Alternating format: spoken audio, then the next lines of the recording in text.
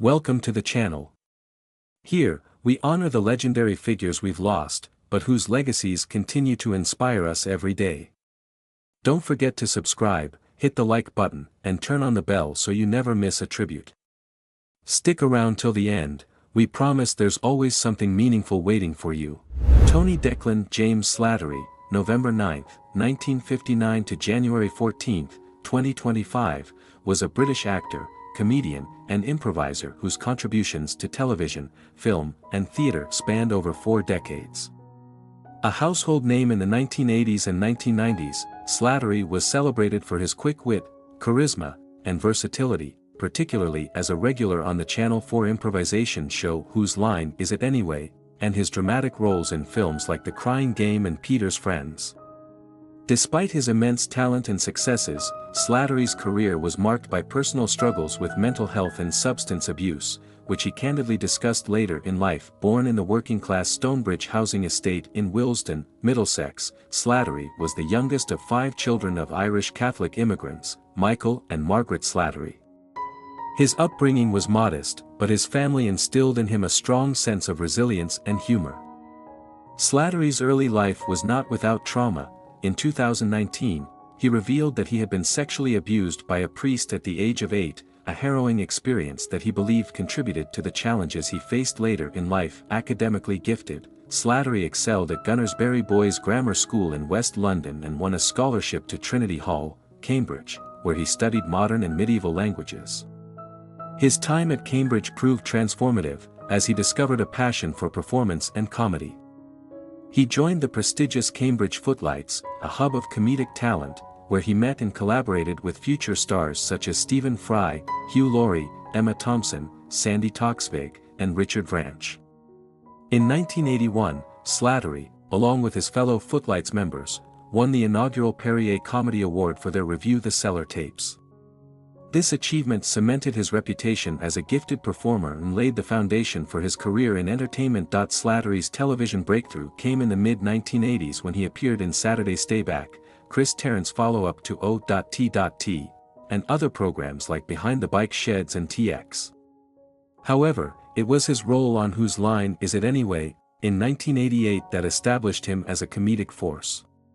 His sharp improvisational skills, playful charm, and ability to think on his feet made him a fan favorite and a standout on the show. Alongside fellow performers like Josie Lawrence, Mike McShane, and Paul Merton, Slattery helped popularize the art of improv in the UK. In addition to his comedy work, Slattery demonstrated his range as an actor through dramatic roles. His film credits included memorable performances in Neil Jordan's The Crying Game, 1992, Kenneth Branagh's Peter's Friends, 1992, and How to Get Ahead in Advertising, 1989. These roles showcased his ability to convey emotional depth and complexity, earning him critical acclaim. The 1990s were a peak period for Slattery, as he became a familiar face on British television.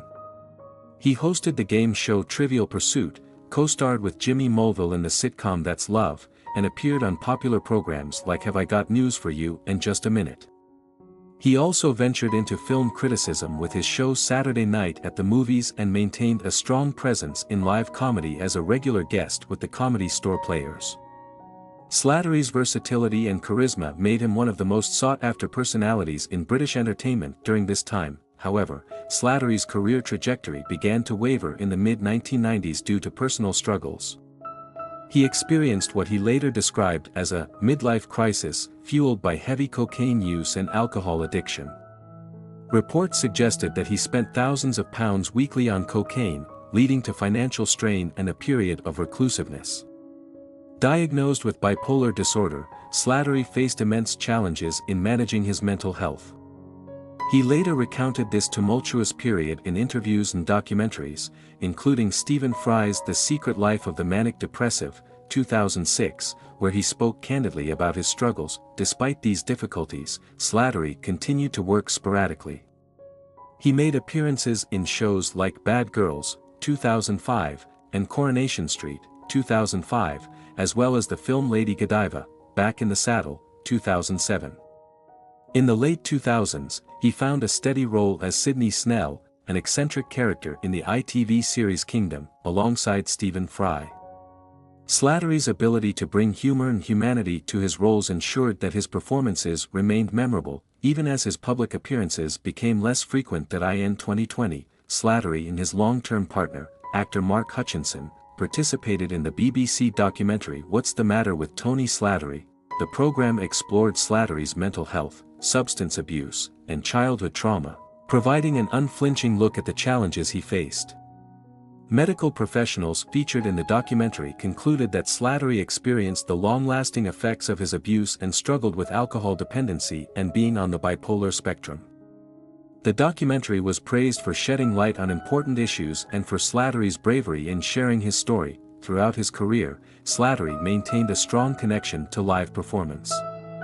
He toured extensively as part of the comedic duo Aftertaste with Richard Vranch, and his stage credits included West End productions of Me and My Girl and Radio Times. He was also a founding patron of the Leicester Comedy Festival, where he performed multiple times, including a return in 2020. In his later years, Slattery revisited the stage with solo shows like Slattery Night Fever and Slattery Will Get You Nowhere, demonstrating his enduring love for comedy in connection with audiences. Slattery's personal life was marked by enduring relationships and resilience. He was openly gay and shared a partnership with Mark Hutchinson for nearly 4 decades. Hutchinson was a source of stability and support for Slattery during his struggles, and their relationship was a testament to the power of love and commitment in the face of adversity. Tony Slattery's legacy is one of remarkable talent, humor, and humanity. His contributions to comedy and drama left an indelible mark on British entertainment, and his candid discussions about mental health helped destigmatize issues that are often hidden from public view. Slattery passed away on January 14, 2025 at the age of 65, following a heart attack 2 days earlier. His death marked the end of a turbulent but extraordinary life, leaving behind a legacy of laughter, resilience, and inspiration. Diane Delano, a gifted and versatile American character actress, left an indelible mark on film, television, and voice acting throughout her illustrious career spanning more than 4 decades. Born on January 29, 1957, in Los Angeles, California, Delano grew up in a family with deep ties to Hollywood.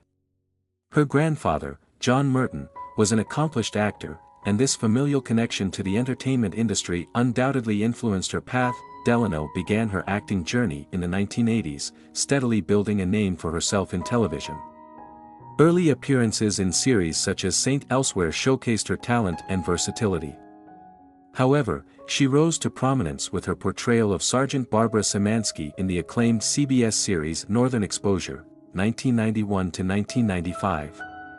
Her performance as the no-nonsense police sergeant, often paired with comedic undertones, made her a fan favorite and demonstrated her ability to balance drama and humor seamlessly. Another of her defining television roles came in the WB's popular, 1999 to 2001, where she played Roberta "Bobby" Glass, the sharp-tongued and hilariously stern biology teacher. This role solidified her reputation as a master of quirky, dynamic characters. While Delano thrived in live-action television, she also built a remarkable career in voice acting. Her distinctive voice brought life to an array of animated characters, including Mav Riedel in the Ben 10 franchise, Tuba in Infinity Train, Stompa in Superman, the animated series, and Panda in Teen Titans. These roles showcased her range, as she imbued each character with a unique personality and emotional resonance, captivating audiences of all ages. In film, Delano's work was equally diverse and impactful. From her early roles in Heart Like a Wheel, 1983, and Rat Boy, 1986, to later appearances in The River Wild, 1994, The Wicker Man, 2006, and Jeepers Creepers 2, 2003, she demonstrated her ability to adapt to a variety of genres, including drama, comedy, thriller, and horror. Her appearances in independent films, such as Choose Connor, 2007, and Relish, 2018, further highlighted her dedication to her craft and her willingness to explore complex characters in unconventional narratives. Delano's television career was extensive, with guest roles in a wide range of shows, including Law, Quantum Leap, Married, with Children, are Desperate Housewives, and Monk. Her ability to leave a lasting impression, even in single-episode appearances, was a testament to her skill as a performer. Her recurring roles in series like Joan of Arcadia, where she played the compassionate yet tough coach Carol Keedy, and Zoe 101, as the strict nurse Crutcher, further underscored her knack for creating memorable characters. Voice acting became a significant part of Delano's legacy, as she contributed to numerous beloved animated series. Her work extended beyond mainstream shows to cult favorites like *Ah! Real Monsters *, The Angry Beavers, Cow and Chicken, The Zeta Project, and Young Justice. Her versatility in this medium allowed her to bring an unparalleled depth to a wide range of characters, from comedic and over-the-top to dark and nuanced. Despite her busy career, Delano remained deeply connected to her craft and to her colleagues. Friends and collaborators often spoke of her warmth, generosity, and unyielding professionalism. Even as she faced personal challenges, including her battle with cancer in her later years, she continued to work tirelessly, taking on roles that showcased her enduring talent and passion for storytelling. Delano's final years were marked by a resurgence of activity, as she appeared in a string of projects that demonstrated her enduring appeal. In 2024 alone, she starred in films such as Final Heist, Road to Dreamland, and Paradise, A Town of Sinners and Saints. Her performances in these roles, imbued with her characteristic charm and authenticity, served as a fitting tribute to her career and a testament to her resilience. On December 13, 2024, Diane Delano passed away at her home in Los Angeles after a courageous battle with cancer. She was 67 years old. The news of her death was shared by her close friend and fellow actress Stephanie Kramer, leading to an outpouring of tributes from fans, industry colleagues, and friends. They remembered her not only as a gifted actress but also as a kind, supportive, and fiercely determined individual who inspired those around her. Diane Delano's legacy lives on through the countless characters she brought to life on screen and in animation. Her body of work continues to entertain, inspire, and resonate with audiences worldwide. As a trailblazing character actress, she proved that even in the most unconventional roles, there is a unique beauty and power in storytelling. Her contributions to the entertainment industry remain a lasting testament to her exceptional talent and unwavering dedication. Dame Joan and Plowright, Baroness Olivier, born on October 28, 1929, in Brigg, Lincolnshire, England, was a distinguished English actress whose career spanned over 6 decades. Renowned for her extraordinary versatility and profound impact on both stage and screen, Plowright's contributions to the performing arts earned her numerous accolades, including 2 Golden Globe Awards, a Tony Award, and an Academy Award nomination. A figure widely regarded as one of the greatest Anglophone actresses of the 20th century, her legacy is etched into the history of British theatre and film. Plowright was born into a family that was intellectually and culturally inclined. Her father, William Ernest Plowright, was a journalist and newspaper editor, while her mother, Daisy Margaret Burton, provided the support for her to pursue a career in the arts. Plowright's education began at Scunthorpe Grammar School, where she developed a love for drama, and she later trained at the prestigious Bristol Old Vic Theatre School, a notable institution known for producing talented actors. It was at this school that Plowright honed her craft, eventually preparing herself for a career that would define an era of British theatre and cinema. Her professional journey began in earnest in 1948 when Plowright made her stage debut at Croydon. She made a significant impact on the British stage, catching the attention of audiences and critics alike with her natural talent and compelling performances. In 1954, Plowright made her London debut, marking the beginning of a career that would span decades, defined by her dynamic range in theatre, film, and television. Throughout the late 1950s and early 1960s, Plowright's career flourished, as she became a key figure in the theatre world. In 1956, Plowright joined the English Stage Company at the Royal Court Theatre, a move that proved to be pivotal in her career. Her portrayal of Marjorie Pinchwife in William Wycherley's The Country Wife marked a significant milestone in her career, establishing her as a leading figure in British theatre. She also performed in several groundbreaking plays, including Eugene Ionesco's The Chairs, George Bernard Shaw's Major Barbara, and Shaw's Saint Joan, further solidifying her position as a versatile and accomplished actress. Plowright's work at the Royal Court Theatre, which was known for its avant-garde and socially relevant plays, marked a critical period in her artistic development. In 1957, Plowright's career took a major leap when she co-starred with Sir Laurence Olivier in the original London production of The Entertainer by John Osborne. She took over the role of Jean Rice from Dorothy Tootin when the play transferred from the Royal Court Theatre to the Palace Theatre.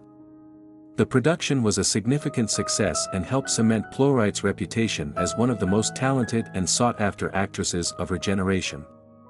Her partnership with Olivier, both on stage and off, would continue to be a defining feature of her career. Throughout the 1960s, Plowright continued to build on her theatrical achievements, moving between London and Broadway.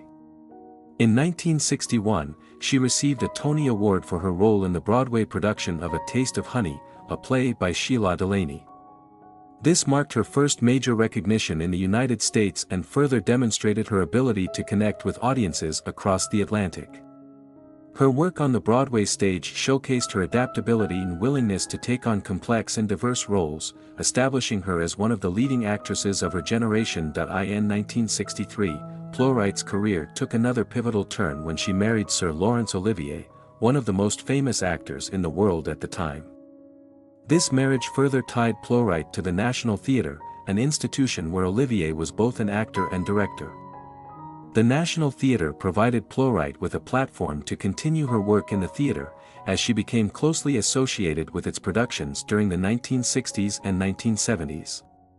Olivier's influence on her career was significant, and Plowright was often seen as an integral part of his artistic vision for the National Theatre. While Plowright's stage career remained prominent, she began to branch out into film in the 1980s, solidifying her status as a multifaceted performer.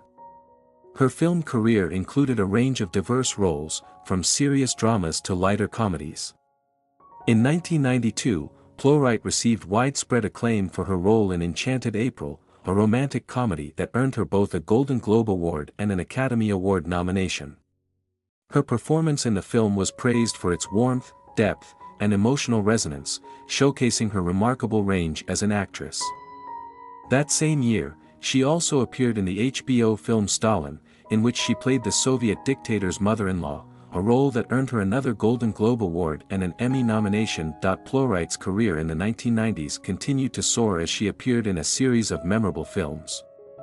She played the character of Nanny in the 1996 live-action adaptation of 101 Dalmatians, one of Disney's most successful films of the decade. Her portrayal of the beloved Nanny was both heartwarming and humorous, earning her praise for her ability to bring depth to what could have been a one-dimensional character. She also appeared in Tea with Mussolini, 1999, a film directed by Franco Zeffirelli, which featured Plowright as Mary Wallace, a member of an eclectic group of women living in Italy during World War II. The film was another testament to her versatility as an actress, and it further solidified her status as one of the leading actresses of her generation. As the 21st century progressed, Plowright's focus shifted more towards smaller films and television projects. In 2003, she performed in the stage production Absolutely. Perhaps, in London, demonstrating her continued commitment to the theatre despite the challenges of aging. However, as the decade wore on, Plowright's vision began to deteriorate due to macular degeneration, a condition that causes vision loss. In 2014, Plowright made the difficult decision to retire from acting, officially announcing her withdrawal from the industry because she had become legally blind. Despite this, her legacy as a groundbreaking actress in both stage and film remains undeniable. In addition to her remarkable acting career, Plowright was also an active figure in the broader cultural landscape. She was appointed Commander of the Order of the British Empire, CBE, in 1970 for her services to drama and was later promoted to Dame Commander of the Order of the British Empire, DBE, in the 2004 New Year Honours. These honors were a reflection of her outstanding contributions to the arts and her position as one of the most respected figures in British theatre and film. Her dedication to her craft and her role in advancing the status of women in the arts was widely acknowledged throughout her life. Plowright's personal life was also marked by significant relationships. She was first married to actor Roger Gage in 1953, though the marriage ended in divorce. In 1961, she married Sir Laurence Olivier, a partnership that would last until his death in 1989. Together, they had 3 children, all of whom became involved in the arts, continuing the family's legacy of artistic achievement. Plowright's younger brother, David Plowright, was an executive at Granada Television, further underscoring the family's deep connection to the world of entertainment and media. Plowright's death on January 16, 2025, at the age of 95, marked the end of an era in British theatre and film. Her passing was widely mourned, with tributes pouring in from around the world. Variety described her as, perhaps the greatest Anglophone actor of the 20th century, a fitting tribute to a woman whose legacy as an actress transcended generations and whose contributions to the world of performance will never be forgotten. In recognition of her enduring impact on the arts, the Plowright Theatre in her hometown of Scunthorpe was named in her honor. This theatre stands as a testament to her immense talent and her lasting influence on the cultural fabric of Britain. Dame Joan Plowright, Baroness Olivier, will be remembered as one of the most important and influential actresses of her time, leaving behind a body of work that continues to inspire and resonate with audiences worldwide. Jeannette Spark, a French director renowned for his extensive career in both American television and cinema, passed away on January 15, 2025, at the age of 85.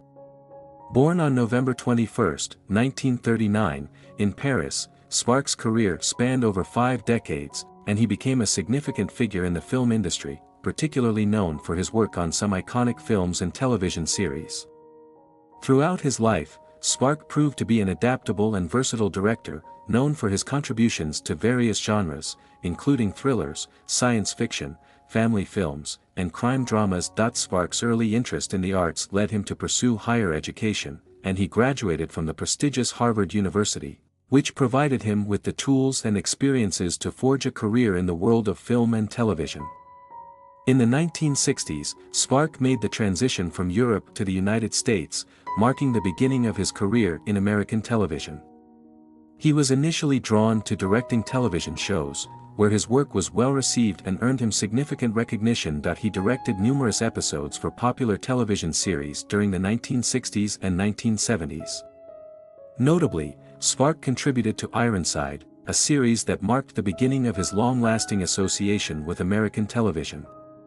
His direction on Ironside earned him praise, and this success opened doors to more prominent opportunities in other beloved TV series such as The Rockford Files, Kojak, Night Gallery, and Columbo.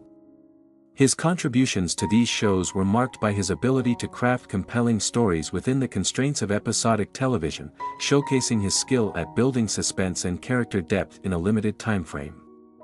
Spark's direction of 19 episodes of Night Gallery, a series created by the legendary Rod Serling, demonstrated his talent for handling supernatural and eerie material. Throughout his television career, Spark directed a variety of genres, from detective stories to crime dramas, and even science fiction. His work spanned many iconic series, including Alias Smith and Jones, Beretta, The $6 Million Man, The Twilight Zone, The Practice, Jag, Cold Case, and Bones.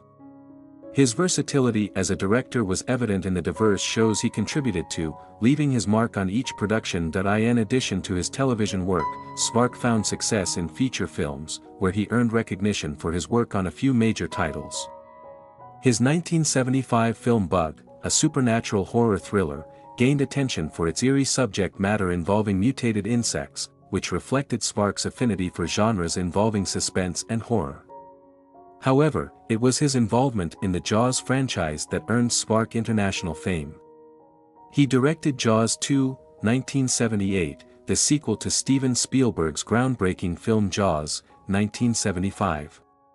Although Jaws 2 was not as critically acclaimed as its predecessor, Spark's direction of the film helped it become a commercial success.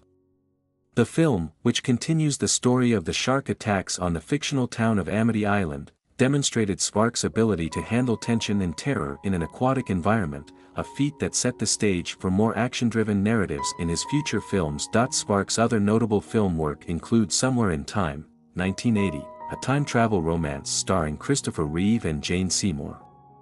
The film, despite its modest initial reception, gained a cult following over the years and is now regarded as a classic of the genre. Sparks' direction of this film showcased his ability to handle more emotional, introspective material, contrasting with his work in thrillers and horror. In 1984, Sparks directed Supergirl, a film based on the DC Comics character, which explored the world of superheroes and was part of the wave of superhero films in the 1980s. While the film was not a major box office hit, Sparks' handling of the visual effects and action scenes contributed to the movie's enduring appeal among comic book fans. Another notable film in Sparks' filmography was Santa Claus, the movie, 1985, a family-friendly holiday film that attempted to expand on the origins of Santa Claus. While the film was not a massive success, it became a holiday staple for some audiences, and Sparks' direction helped craft the magical and whimsical tone that was essential for such a film.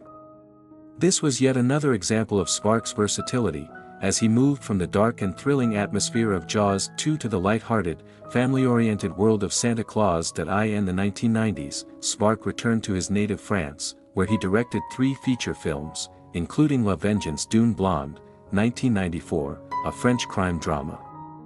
His work in France marked a return to his roots and allowed him to explore themes and narratives more closely related to French cinema.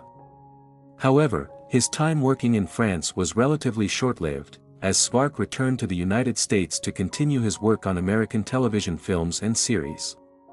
During this period, he directed numerous television films, such as The Murders in the Rue Morgue, 1986, and Grand Larceny, 1987, both of which showcased his ability to translate literary classics into visual media. Sparks' television film credits include several collaborations with other writers and directors, and his versatility continued to shine in these works.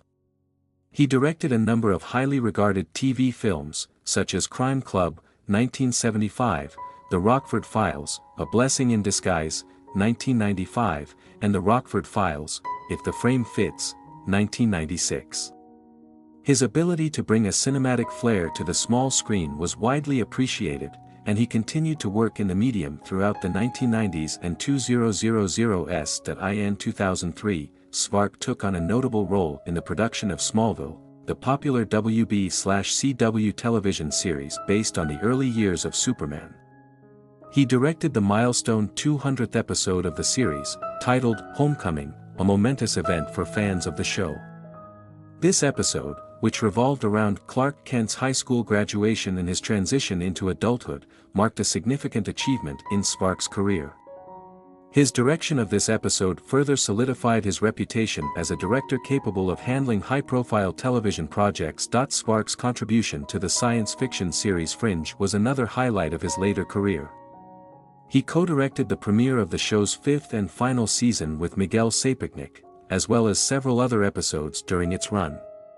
Fringe, a show about a team of FBI agents investigating strange and unexplained phenomena, gave Sparks an opportunity to work in a genre he had long been associated with, blending elements of science fiction and crime drama. Throughout his career, Sparks also directed episodes of shows like Heroes, Castle, Without a Trace, Boston Legal, Grey's Anatomy, Criminal Minds, and Designated Survivor.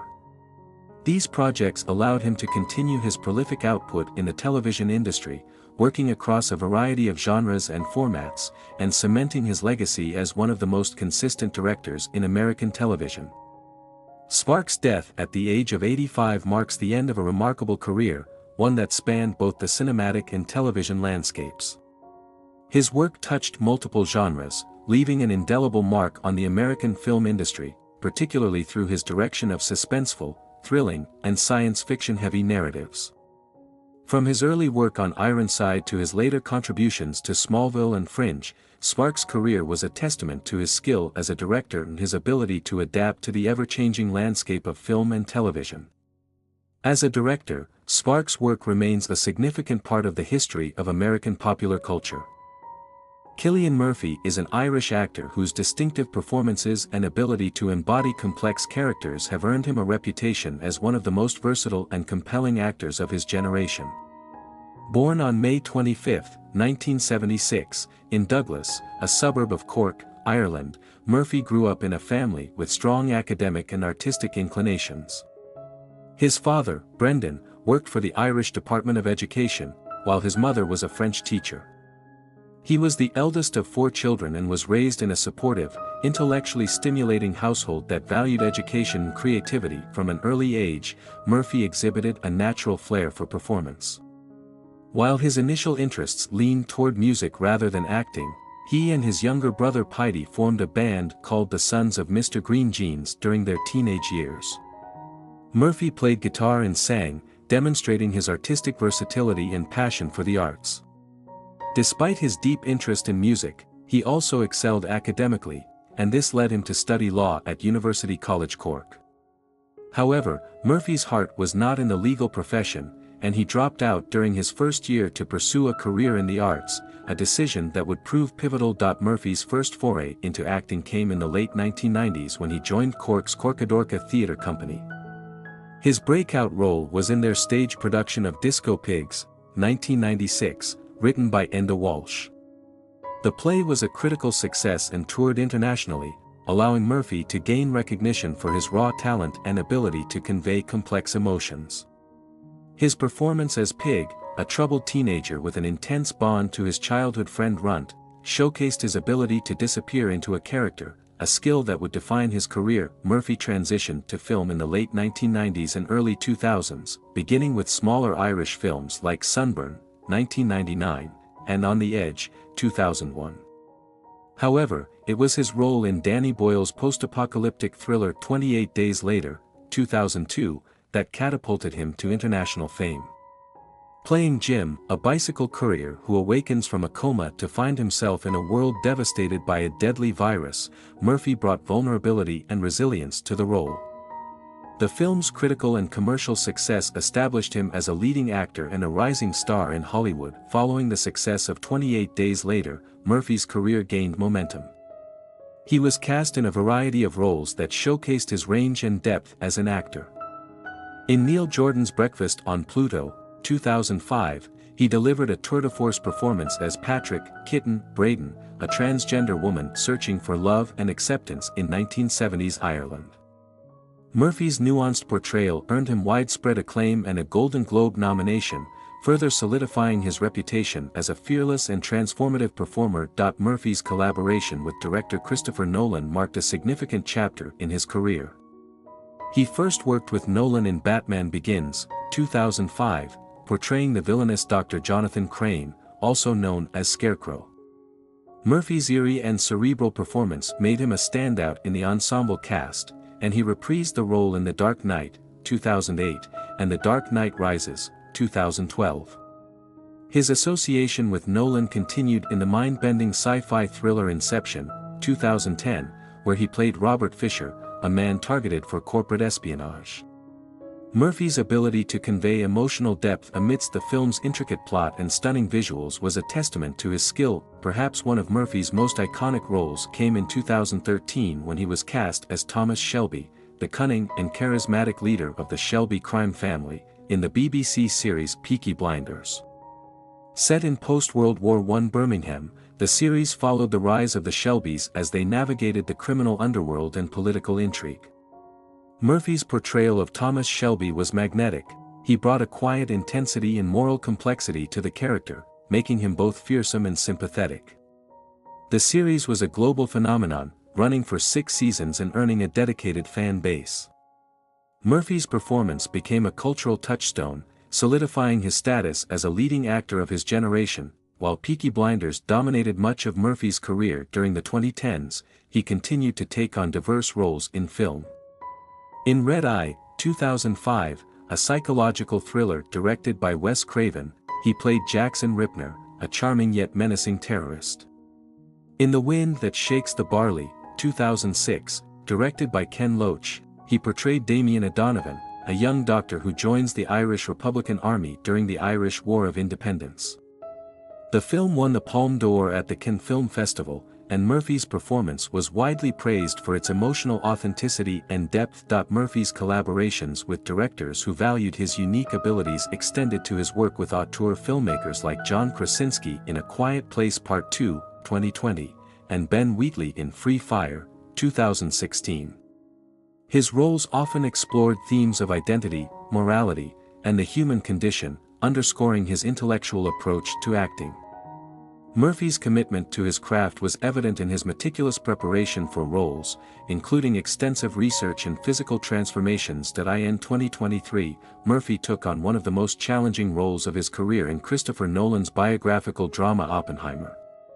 Playing J. Robert Oppenheimer, the theoretical physicist known as the father of the atomic bomb, Murphy delivered a deeply layered performance that captured the scientist's brilliance, ambition, and moral torment.